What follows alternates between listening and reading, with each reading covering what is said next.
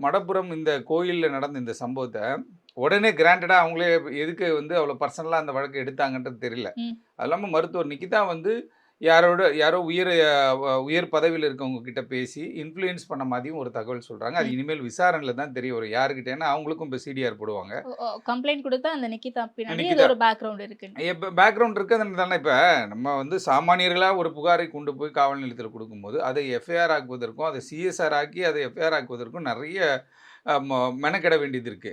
ஆனா, ஒரு மருத்துவர் அவங்க வந்து மதுரை திருமங்கலத்தை சார்ந்தவர். அவங்க ஒரு புகார் குடுத்துருக்காங்க. கொடுத்தது ஒரு 12 மணி, 11 மணிக்கு குடுத்துருக்காங்கன்னு வச்சுக்கோங்களேன்.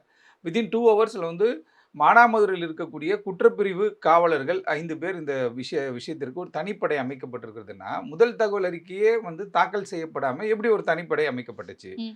அப்படின்றது ஒரு கேள்வி. அப்ப யாரோ ஒருத்தர் இவங்க இன்ஃப்ளூயன்ஸ் பண்ணியிருக்காங்க. அவர் காவல்துறைக்கு நெருக்கடி குடுத்தாரா? அப்படின்ற ஒரு கேள்வி எழுது. ஏன்னா எல்லா வழக்குலயும் அதே மாரி பண்ணோம்ல.